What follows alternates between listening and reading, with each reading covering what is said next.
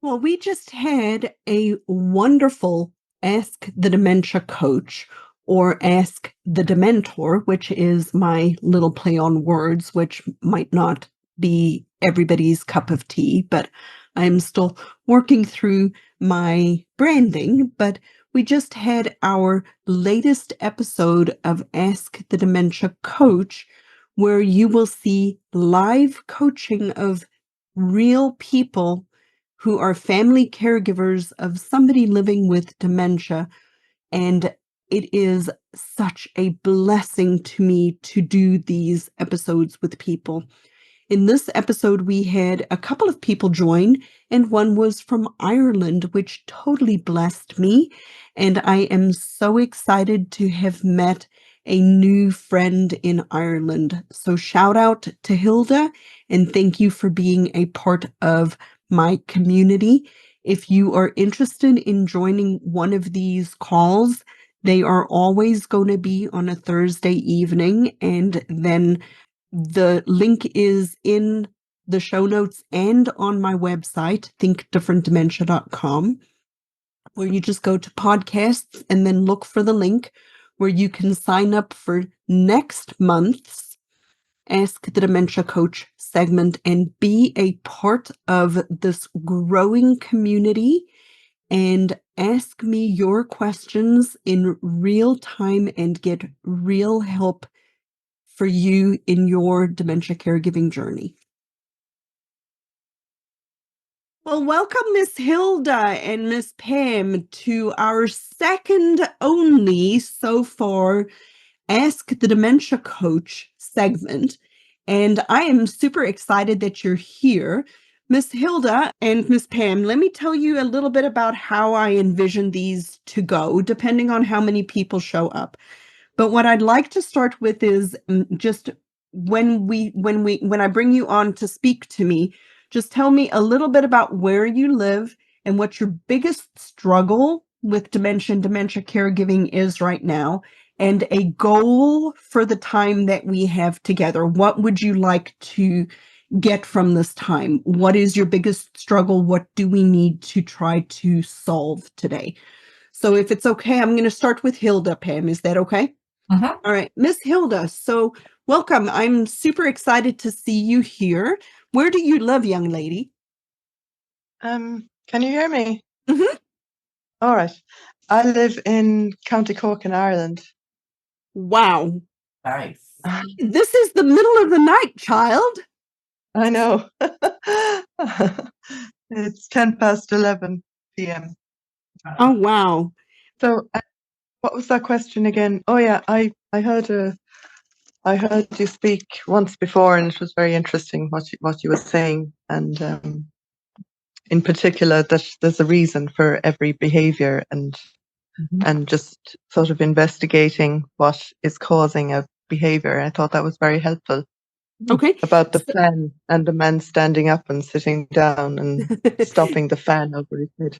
Yeah, I thought that was great. Wonderful. So yeah, I'm minding my mother who's 96, and Okay. she's her behavior has been pretty off recently, but I've just got a hold of it over the last couple of days. Okay. It's I think I think it's anxiety driven sort of psychosis. Okay. So I got tablets from the doctor to give her, if she starts getting bad. But they kind of, I think it's Xanax, and they knock her out. Mm-hmm. She goes to sleep, and then she wakes up and she's okay. She's not psychotic.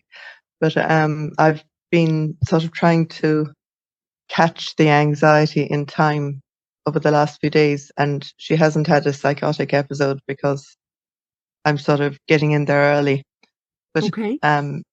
it takes a lot of attention, and but I think I'm winning over the last couple of days, and there are another two carers that come, and I'm trying to get them on board as well. That they don't have to get her up straight away. That the day is kind of ruled by my mother as opposed to by time. And what she wants to do. and Mhm. it seems to be helping a lot, you know. Okay. So So I'm just does your interested in what you have to say. does your mom live with you? We're next door to each other, literally Okay. a few meters from each other. Yeah, Okay. So she lives next door, like an apartment, a house. two small little houses. Yeah, Okay. Two I'm small in little one little house, houses. and And she's in the she, other little house. okay. And so she's alone. Nobody else is with her. Well, it's 24/7 care, and Okay. I'm lucky enough, really. I have that we can actually afford two carers Okay. and I have a sister that comes as well. Okay. So between all of us, we have a rota. So it's Okay. not too bad.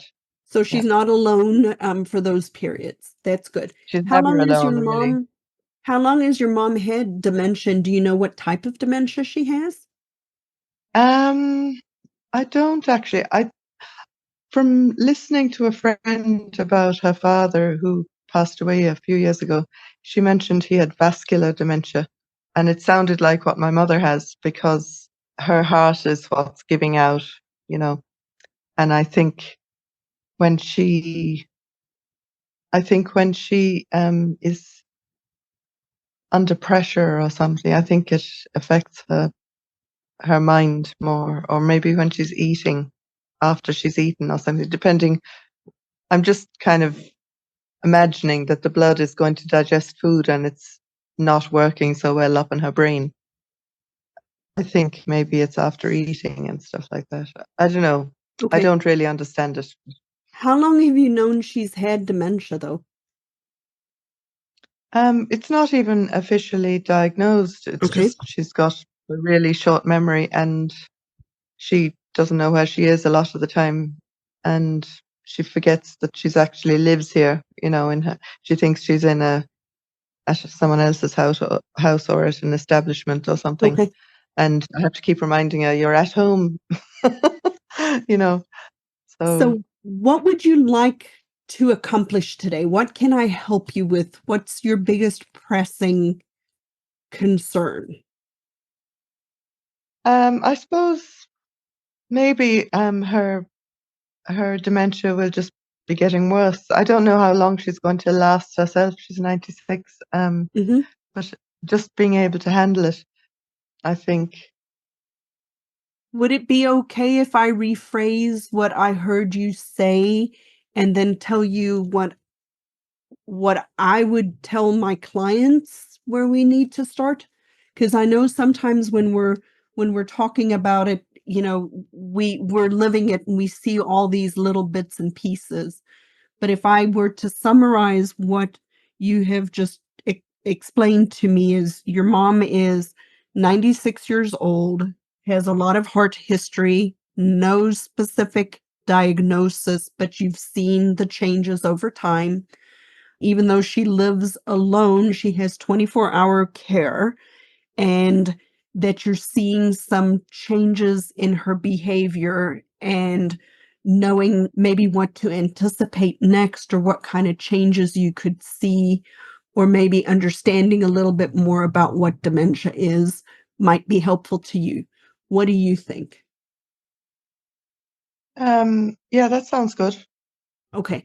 So where I Mm. would start is with your mom. So your mom is 96 years old. If she has started to develop dementia massively later on in her life, right? So she didn't start in her 50s or her 60s or her No, 70s. If she no. was significantly older when this started, um, probably what you're looking at is what they would call like a mixed type of dementia. So what that Hmm. is she may have actually two different things going on. So she might have Hmm. vascular dementia, but she might have what is called, it's a newer type of dementia that's called late, LATE, limbic predominant age-related TDP. Encephalopathy. Okay, it's a type of an encephalopathy. It falls under the Alzheimer's types of dementia, and what categorizes it differently from the others is it is a later onset. Mhm. It's not Mhm. caused by the same mechanism as Alzheimer's proper, but it is caused Mhm. by a different protein. And when I hear of people developing it later on in life, that's when you have to start to think there may be two different types of dementia at the same time. Now, vascular Mhm. dementia significantly has to do with your blood supply. So if you've Mhm. had a heart attack, or if you've had a stroke, or if you've had histories Mhm. of little TIAs through the years, that's what causes the damage up in the brain. So I want you to Mhm. picture Van Gogh's painting Starry, Starry Night, right? Mhm. All these little stars. So depending Mhm. on where in the brain the blood supply doesn't get to is what Mhm. you will see happening. So Mhm. each person with vascular dementia will look different depending on which part of the brain was impacted Mhm. by not getting the blood supply. Mhm. Okay? Yeah. So when you what you described with your mom is probably a combination of the two. What that means is that sometimes the picture isn't clear as to one moment something's firing, another moment something's not, right? So somebody Mhm. who has a typical dementia will over time have very certain traits and things that happen. But when you have vascular dementia, like sometimes they're pretty clear and sometimes they're not as clear. A good thing in the sense of a conversation like this is it sounds like your mom is actually still pretty doing pretty well, right? She has care with her. And I forgot to ask at the start of our conversation, does she still get dressed by herself? Does she still go to the restroom and things like that? No, no. Somebody's helping? She had a fall at the beginning of COVID, and Okay. she never walked after that. I don't. Okay. It. So I don't is know she why. in bed all the time? She's no. She well bed and chair, and Bed and we chair. use a hoist. Okay. So you're actually using a lift to get her up and down. Yeah. Yeah. Okay. So that's Mm. the reason why the 24-hour carers are coming in to physically help her. Yeah. Okay. Yeah. So when you described the anxiety earlier on, kind of tell me what happens when that happens? Did you know that caring for a person with dementia doesn't have to be this hard?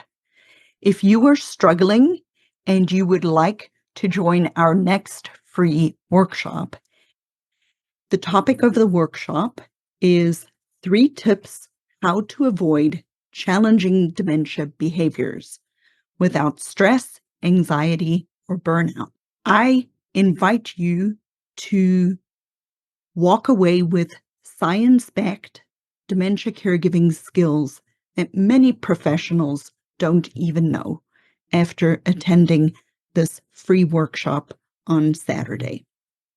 If you'd like to register, message me the word workshop on Instagram or check out the link in the show notes below. Um. She. It's usually actually around 4. It's usually in the afternoon, more Okay. so. Maybe about 3 or 4 o'clock, and she suddenly worries about the children. I think she goes back in time thinking she has children and Okay. she has to feed her children. Today, actually, she had to feed her horses and her and her hens and everything she used to Okay. have when she was younger. And she was sort of, I nearly missed her trying to get out of the chair because she had to get up and feed everything, Mhm. or look after things. Just forgets what stage she's at. She forgets she's in. I'm Okay. even saying to her, "You're 96 years old. You don't have any responsibilities. You just, sit back and let everyone look after you," kind of thing. And so I'm spending a lot of time reassuring her and until eventually she sort of calms down, you know. Okay. Can Um, we speak about that for just a second? So I want you to consider that when somebody really the one of the biggest challenges that we have is that when somebody's brain isn't working on the inside, one of the first things that go away is their ability to reason through things. So when you're communicating with your mom and you're reassuring her from your perspective, "Mom, you're mhm, 96. You don't need to go feed the mm, chickens and the yeah. horses and the children and so on." Mm, You're coming to her from a place where she's no longer in her mind. She thinks, she mm, believes that she is 7, 8, 9, 10, 12 years old, and she has to go feed the horses. So mm, your job is to meet her where she's at, not to bring mhm. her back to you, Okay. not to bring her back to the reality of, "Mom, you're 96 years old." So a good way to meet her where she's at is if she starts to say, "Oh, I'm worried about the children." Well, tell me more about the children. What are the children Mm, doing? What do the yeah. children need? How can Mm, we help the children? Get her to talk about what it mhm, is that she's believing, and then you just validate her emotions and say, "I will take care of the children. I will go do," and then tell her what she's done, and then reassure mhm, her that they're being taken care of. The same thing mhm, with the animals. "Oh, it's time for me to go mhm, feed, the chickens." "Well, Mom, tell me a little bit more about what we did when we go feed the chickens," and get her to talk, because she's mm, reliving that period in her life. And yeah. when our brain is not working as well as it did before, trying to bring them to our reality does not work. We meet Mm, them where they are. okay. Did that Okay. help? Yes. Yeah. I almost feel sometimes that I'm not being honest with her if I'm sort of pretending that there are still sort of hens and horses and children to be minded when there aren't. But I'm not telling you to lie to her. Yeah. I'm telling you to ask her what she believes. Okay. Just investigate. Yeah. Investigate it. Yeah. What does she Yeah. believe about it? So Mm, I'm a Christian, and for many, many, many years, when I was working in the medical field, they had this strategy called therapeutic lying. And for decades, I didn't understand that there was a different way of doing it, because that's what mm, the whole world tells you to do. Just tell a therapeutic lie, go into their reality, and just whatever they say, just you know lie, just tell a flat out lie. mm, And I had a long conversation with a pastor friend because I was really struggling with it. Number one, mhm, because I don't like to lie. Number two, I'm not a mm, very good liar. You can see it on my face the moment I lie. mhm, But mhm, but as a Christian, I always wondered why. But at the same time, the strategy is effective, right? Because the person is not thinking the way they always used to think. And what my mhm, pastor friend told me was, we serve a God of truth. There has to be some truth in what you are saying to them, which is why you try to get them to tell you what they believe. And then mm, you can use the strategy of just acknowledging that they must be right, right? You're mhm. not telling them Okay. that, you're not Yeah. lying to them. For Yeah. example, like, "Well, where's dad?" Right? So your mom says to you, "Where's my husband? Where's my husband?" And you just flat out come out, not you, a person, right? Just flat out comes out and says, "Well, dad's at work." Well, dad's long gone. Dad's not at work.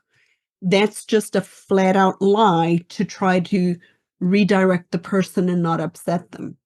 Or, Mhm, "Where's dad?" It's 5 o'clock, Dad should be home. Well, where do you think Dad is? Well, I think Dad Yeah. might have gone to the store. Well, Mom, you must be right. I didn't Oh, lie okay. to Oh, that's her. interesting now because I just every time she asks about my father, I said, "Oh, he's flying around in heaven. He's having a great time." So So she how does kind of she gives me. respond, though? Um, she for a while she was almost like had to grieve him every time because it upset her, But and does she still do that sometimes now? she kind of, hmm, Does she sorry. do that now still? She's not so bad. She's kind of getting used to everyone flying around in heaven because most of them are at this. But she sort of, yeah, it doesn't affect her too much anymore. Mhm. She just kind of gets a kind of, oh dear, So there are a couple of ways that people have chosen to do that. I've had people I've worked with who would just continue to reiterate the person has passed away because the response of the person wasn't magnified. You understand what Mhm, I mean? But like some people, if you tell them, "Oh, your husband has passed away," and they go into a total grief cycle every day, that's a hard thing mhm, to relive. But if she's not, like, you have to know the person that you're helping. As long mhm, as what you're doing doesn't make the situation worse, then you mhm. can continue to do what you've been doing if it's working. But if it makes it worse, that's when you want to try something different. Oh, there's a big one. I forgot about this. She keeps seeing people all over the room, Okay? So and here, she so kind of says, that's "Oh, probably hallucinating. yeah, that person sorry." So your mom, even though she doesn't have a diagnosis, has definitely got dementia. Okay. And since Yeah, she's at the later part of her life, and since we've had some of these medical things happen, people who have dementia frequently hallucinate. So a yeah, hallucination is seeing, hearing, smelling something that is not there. Okay. So they really hmm, see, hear, or smell or taste something that hmm, isn't there. A delusion is hmm, believing something falsely, right? So hmm. people get paranoid, they get a paranoid delusion, somebody's stealing things. But when she's I seeing think something, that that's too. a hallucination. And Yeah, she so, gets both, I think. say again, sweetheart. I think she has both hallucination and Okay. delusions. So Mm, when you have hallucinations are frequently a direct result of a physical change in the brain, right? hmm, And so there are things that you can do by looking at the environment to see if something's contributing to the hallucination. But oftentimes, the way I've noticed the best strategy with a hallucination is to ask the person if it is bothering them. Because okay. oftentimes, Yeah, I'd never thought of that. Yeah. okay, if she says, no, they're not bothering, if they're not scaring her, if they're not bothering her, likely it's more bothering you Hmm, because she's seeing something that you can't see. Right? mm, She is really seeing something that's not there, that we can't see. yeah. Okay. As long as she is not afraid, and if you don't want to put her on, they can put her on medications to try to control hallucinations. She's 96 years old. I wouldn't put her on medicine. Right. Yeah. But if she is afraid of what she's seeing, then we've got to do something. But if Hmm, she's not afraid of it, all we need to do is manage your expectations of the hallucination. I'll use yeah. Deb, a good friend of mine. I worked with her for a couple of years with her mom. Deb was bothered by the hallucinations more than her mom was. So most of what I worked with was with Deb in understanding that those hallucinations weren't bothering her mom. Her mom saw children. Her mom wanted to Mm, feed the children. And so we worked on strategies to to manage Deb's expectation of what her mom was seeing so that her mom wouldn't worry about the children, right? Yeah. So she would ask her, so mom, where are the children? What do the children need? And she would just kind of try to help her along those lines of just reassuring her, but not trying to lie to her either. But telling her mom the children aren't there is just going to upset her because she really sees them. Okay. Yeah. All right. What I Hilda. call her psycho, I kind of say she goes from maybe anxiety into what I call psychosis, is she thinks the carer is trying to steal from her or kill her. And I come in and she said, be careful, mind yourself, mind yourself. And then she can get really sort of witchy and sort of cackling, and she'd grab my hand and hold really tight grip, and it's really horrible, horrible kind of a state. And she had been doing that like twice a day, about up to 3 days ago. Okay. What did you And change that made it easier? I think that we sort of didn't force her to do anything. If she wants to stay in bed now, she stays in bed. And I'm trying to think, I think I'm just nicer to her, I think. And I don't get, I've actually calmed down a lot of other things going on in my life, and I'm focusing on her now, Mm-hmm. and I'm actually giving her more energy. And, she went out to the garden the other day, and then she wanted to come in, and then she wanted to go out again. And I just went along with everything, and I brought her in and brought her out and brought her in. And I think when she feels she's in control of the situation, she Mm-hmm. doesn't panic so much. It's when Sure. she's sort of made do things that she doesn't want to do or doesn't understand, you Right. know. So, People with dementia will suck up your emotional energy. And oh, so completely. if you Oh, go in with a bad attitude or didn't sleep well or you stubbed your toe, they're gonna sense it. But the same oh yeah. thing for the caregiver. So if her other caregivers are coming in and they've kicked the dog and run over the cat coming to work and Yeah. they're stressed because of their life, she could be picking that up from them. Yeah. Yeah. And so she'll take on the emotional energy of the people around her as best you can.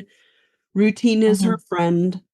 What you're doing is great and wonderful. You're doing a very good job of taking care of your mom. I'm super, super proud of you. What a good job. Awesome. Well, let me hear what Miss Pam has for me tonight, since it's just my Thanks, two Maria. little ladies. Thank you. You are welcome, Hilda. I'm so glad you Mhm. came. Thanks a million. I'll hang on, will I?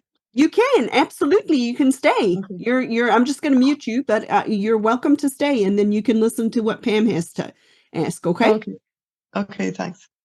So, as I was sharing with you earlier, my concern is that my mother has these continuing UTIs.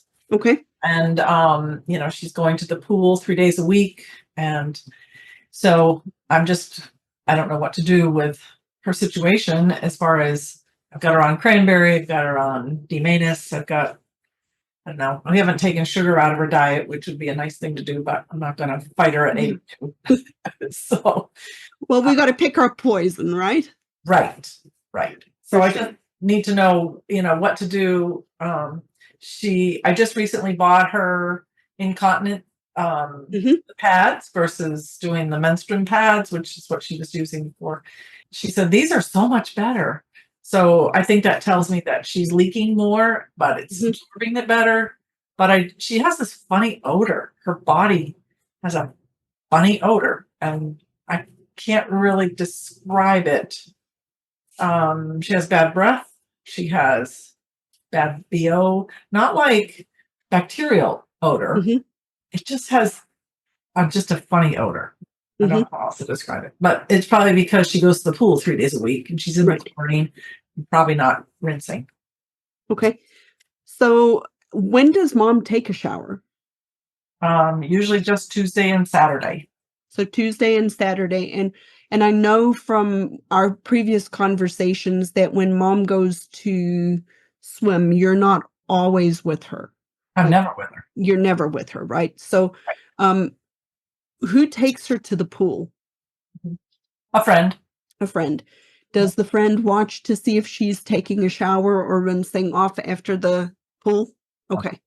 So a couple of things that pop into my mind is the first thing is your mom is probably not rinsing off or taking a shower after she comes out of the pool. And she may be staying in the wet garments longer than she is aware, or she's getting out. She goes to lunch right afterwards. Does she wear the bathing suit underneath her clothes? No. Okay. No. So So I know though that she's rushed because she has to get a ride to the lunch. So that's probably why there's no shower after the. Okay. So we know she's likely not taking a shower after the pool, then she's getting on clothes. The pad that she has in her clothing might be a little damp from before, so she's not necessarily changing at that time. Right. Then she goes out for lunch and then she comes home. And then what I understand is then she goes and takes a nap. Oh, yeah. Right, because she's tired. Exactly. So what I would suggest you maybe consider trying is let her, do her normal routine, come home, have her take her nap, and then when she wakes up from her nap, she takes a shower on a Monday, Wednesday, Friday when she goes to the pool. Okay. Instead of a Tuesday and a Saturday. I know on a Saturday you normally took a shower because she's getting ready to go to church. But on a that could be the bonus one if you really wanted to get another shower in. But having her take those showers after she goes to the pool, because my thought is that she's never actually getting dry, right? And so the lady parts will stay wet, and then the lady parts will start to get a infection.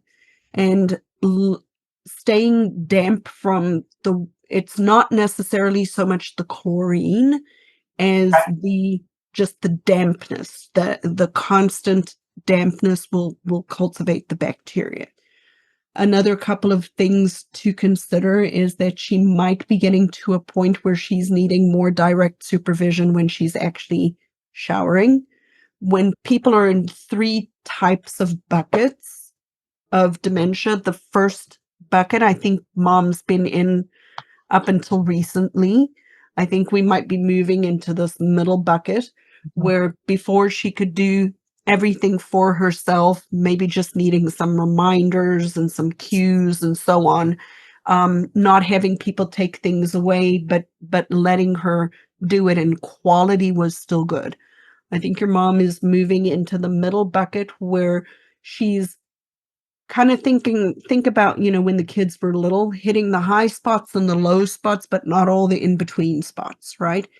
So a kid, when they would take a bath or a shower as a little one, they would wash their face and their hands because they could see that was dirty, right? But the rest didn't necessarily get done, or they'd wash their hands and not rinse off all of the soap, right? They could physically do it, but they didn't do it with good quality. Right. So your mom's kind of in that middle bucket where she's physically doing the steps, but she's maybe not doing all of the steps correctly in the right sequence. Yes. She might be using way too much product or no product at all related to soap. She might only be washing here and the other leg, and then that's done instead of all the private parts. She may need you to actually watch and make sure she's washing everything, not doing it for her, but being in the bathroom and just, hey, mom, you got to wash that thing. And try to get her to actually three times a week. 3 times a week. Yes. Well, I noticed like recently when she's been doing her hair, we got her a new curling iron, and I was wondering how that was going to go. And so she has pretty short hair, kind of like mine. And she'll just put 3 little curls right here in the front, and that's it. the bare minimum. So that's kind of telling me that there's a Mhm. lot of bare minimum things going on. So what's actually happening, that's really good observation, Pam, because what's now starting to happen is she's only taking care of what she can see. Yes. So she doesn't see what's behind her here where she used to. Right. And so what that's very much telling me that like we talked about in a previous time, she's probably not switching out her clothes. She's probably wearing the same underwear over and over again because she doesn't recognize that they've either been worn or that they're soiled. And so Right. my guess is, you mentioned the breath odor. My guess is that she's not actually doing mouth hygiene every day. That she's not she wears dentures, right? Yeah. She's not actually taking her dentures out and putting them in the solvent. She does do that. She does. Then But I she's don't know how much of the brushing. exactly. So she's not doing something, or she's not putting the solvent in all the time, or she's not leaving it long enough. She's skipping steps. Right. And so the changes that you're starting to see is in the quality of what she's doing. It's not that she's not able to physically do those tasks. It's that she's not able to, thinking wise, do all of the absolute sequences of the task. Yep. Yep. Taking a shower is a very complex task. Right. There are multiple hundreds of steps that we take that we do so automatically, but then the person will start to skip those steps because they know the beginning, the middle, and the end of the task, but they don't know all the details anymore. And so they don't stay on task and actually bathe. Yeah. It's probably So where she's at. Yeah. Because she can remember to take her morning pills, but not her night ones. Mhm. And so sometimes I'll come in 10 o'clock when I'm putting her to bed and I look in the pill box, they're still there. And Mhm. she's supposed to take them at 5. So what that tells me is you're going to have to consider starting to preemptively start to do these things with her, which I know is a change for you guys because she has been fairly able to do all of these things. She just needed supervision. But now she's going to need those prompting cues more frequently, which means we have to facilitate that for her and be the reminder. And if she's not ready to take her medicine at that time, you'll need to work through it with her and say, hey, but it's time for us to do this. I know your mom's not hard and belligerent and is pretty accommodating, but we're definitely, it sounds like, getting to a point in her journey where it's not so much like, I know for up until now, you've been way more distant supervision. She's had the supervision, but the change is coming where you're going to have to be the more direct prompting and making sure that the quality is there, because what's happening now is her quality is going away. Right. And that's probably part of what I'm realizing in my own world, that it's starting to change and I'm not going to have the freedom to do what I've been doing because, she's going to need me more.